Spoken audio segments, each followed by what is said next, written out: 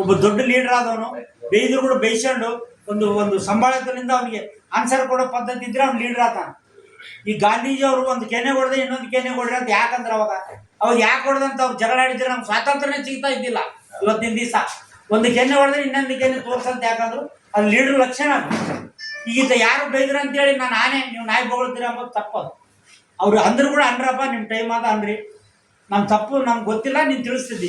ಈಗ ಇನ್ನೊಂದು ನಾವು ಮಾಡಿದ ತಪ್ಪು ನಮಗೆ ಗೊತ್ತಾಗಲ್ಲ, ಇನ್ನೊಬ್ರು ಹಿಂದಿನವ್ರು ಅವ್ರಿಗೆ ತೋರಿಸಿದ್ರೆ ನಾನು ತಪ್ಪು ಮಾಡಿನ ಅಂತ ಗೊತ್ತಾಗತ್ತ. ಮುಂದೆ ದಾರಿ ಹಿಡ್ಕೊಂಡು ಓದ್ತಿದ್ದು ನಾನು ಎಲ್ಲ ಚೊಲೋದೇ ಮಾಡಿ ಅನ್ಕೊಂತ ಓದ್ತಿರ್ತೀವಿ ನಾವು. ಅದು ಹಿಂದಿದ್ದವ್ರಿಗೆ ಗೊತ್ತಿರ್ತಾವ ಏನು ಬಿಟ್ಟು ತಪ್ಪು ಮಾಡಿ ಹೋಗ್ಯಾನ ಅಂತ. ಅವನಂತಾರ ಸಹಜವಾಗಿ ನೀನು ತಪ್ಪು ಮಾಡಿದ್ದಪ್ಪ ಅಂದರೆ ಅವ್ನಿಗೆ ನಾಯಿ ಅಂದರೆ ಅದು ಅರ್ಥ ಇಲ್ಲ. ಅದು ತಪ್ಪು ಹೇಳಿದ್ರೆ ನಾಯಿ ಏನೋ ನೀನು ತಪ್ಪು ಮಾಡಿದ್ದಪ್ಪ ಅಂತಂದರೆ ನೀವು ನಾಯಿಗಳು ಅಂತಂದರೆ ಆನೆ ಓದ್ತದಂತ ನಾಯಿ ಓದಿರ್ತಾರಂತ. ಅದ್ರ ಬಗ್ಗೆ ಮಾಡಬಾರ್ದು ಅವರು. ಯಾಕಂದರೆ ದೊಡ್ಡ ಲೆವೆಲ್ನಾಗಿದ್ದು ಸ್ಟೇಟ್ ಲೆವೆಲ್ ಅಧ್ಯಕ್ಷರಾಗಿ ನಮ್ಮ ಕಡೆಯಿಂದೇ ಒಂದು ದೊಡ್ಡ ಸ್ಥಾನ ಗಳಿಸಿ ದೊಡ್ಡ ರೊಕ್ಕ ಮಾಡಿ ಇವತ್ತಿನ ದಿವಸ ನಮ್ಮನೆ ಕೇವಲವಾಗಿ ಕಾಣ್ತಾರಂದರೆ ನಮ್ಗೆ ಭಾಳ ನಿನ್ನೆ ಅದು ಇದು ನೋಡಿ ಸಂಭಾಷಣೆ ನೋಡಿ ನಮಗೆ ಭಾಳ ದುಃಖ ಆಯಿತು. ಏನಂದರೆ ಅವರೊಂದು ನೀವು SMK ಟೀಮ್ ಅಂತ ಹೇಳಿ ಬರ್ತೀರ ಅಂದರು. ಅವ್ರು ಇಟ್ಕೊಂಡ್ರ ಅವ್ರು ಯಾರು ನಮ್ಮ ನಟರಾಜ್ ಅವ್ರನ್ನ ಹಾಕ್ಯಾರ, ಆಮೇಲೆ ಅಂಗಡಿಯವ್ರು ಇಟ್ಕೊಂಡ್ರ. ಅಂದರೆ ಅವ್ರು ಅಂಗಡಿಯವ್ರ ಮುಖಾಂತರ ಎಲೆಕ್ಷನ್ ಮಾಡ್ತಾರೆ, ನಾವು SMK ಅವ್ರ ಮುಖಾಂತರ ಎಲೆಕ್ಷನ್ ಮಾಡ್ತೀವಿ. ಅದಕ್ಕೇನು ಪ್ರಾಬ್ಲಮ್ ಇಲ್ಲ. ನಿನ್ನೆ ನಾನು ಅವ್ರದ್ದು ಇದು ನೋಡಿದೆ ಬ್ಯಾಲೆಟ್ ಪೇಪರಲ್ಲಿ, ನಾಗರಾಜ್ ಮಾಜಿ ಅಧ್ಯಕ್ಷರು, ನಟರಾಜ್ ಮಾಜಿ ಅಧ್ಯಕ್ಷರು, ಅಂಗಡಿ ನಮ್ಮ ಇದರ ಪ್ರಕಾಶ್ ಅಂಗಡಿ ಅವರಿಬ್ಬರು ಮುಂದಿಟ್ಕೊಂಡು ಅವ್ರು ಎಲೆಕ್ಷನ್ ಮಾಡ್ತಾರೆ. ನಾವು SMK ಮುಂದಿಟ್ಕೊಂಡು ಎಲೆಕ್ಷನ್ ಮಾಡ್ತೀವಿ. ಮಾಡಿದ್ರೆ ತಪ್ಪೇನಾದ್ರೂ ಒಬ್ಬ ಒಳ್ಳೆ ಪರಿಪಾಠ ಕಲಿಸಿದಂಥ ಒಬ್ಬ ಅಧ್ಯಕ್ಷನ ನಾವು ನೆನೆಸಿಕೊಂಡು ನಾವು ಕಾರ್ಯರೂಪ ಮಾಡಿದ್ರೆ ತಪ್ಪಿಲ್ಲ. ಕೆಟ್ಟವ್ರು ಇಟ್ಕೊಂಡು ಮಾಡಬಾರ್ದು, ಅದು ಪದ್ಧತಿ ಅಲ್ಲ. ಅದಕ್ಕೆ ಇದೇನು 5 ವರ್ಷದ ಚುನಾವಣೆ ಇದೆ.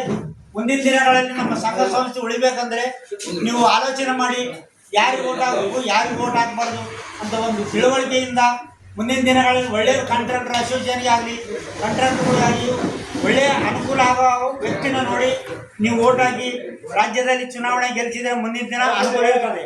ಇನ್ನೊಂದು ತಿಳಿದ ವಿಷಯ ಏನಂದರೆ ಈಗ ಅವರು ರಮೇಶ್ ಅವರು ಏನಾಯ್ತು ಅಂದರೆ ಈಗ ಇದ್ದಂಥ ಅಧ್ಯಕ್ಷರು ಯಾರೇ ML ಆಗಲಿ ಗ್ರಾಮ ಪಂಚಾಯತ್ ಮೆಂಬರ್ ಆಗಲಿ ಅಧ್ಯಕ್ಷ ಆಗಲಿ ಸೆಕ್ರೆಟರಿ ಆಗಲಿ 10 ಜನಕ್ಕೆ ಒಳ್ಳೇದು ಮಾಡೋದು ಯಾರಿಂದ ಸಾಧ್ಯ ಇಲ್ಲ.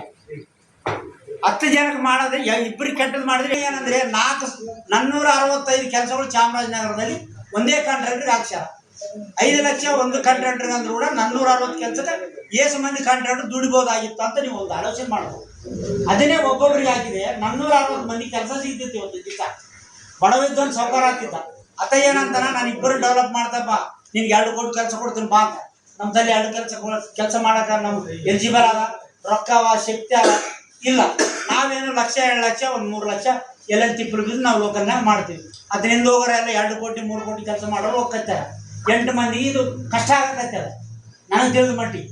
ಇಬ್ಬರು ಸೌಕರ್ಯ ನೋಡಿ ಇಟ್ಕೊಂತಾರೆ 2 ಲಕ್ಷ ಕೆಲಸ ಕೊಡ್ತಾರೆ, 3 ಲಕ್ಷ ಲಿಂಕ್ಲೈ ಕೊಡ್ತಾರೆ 3 ಕೋಟಿ.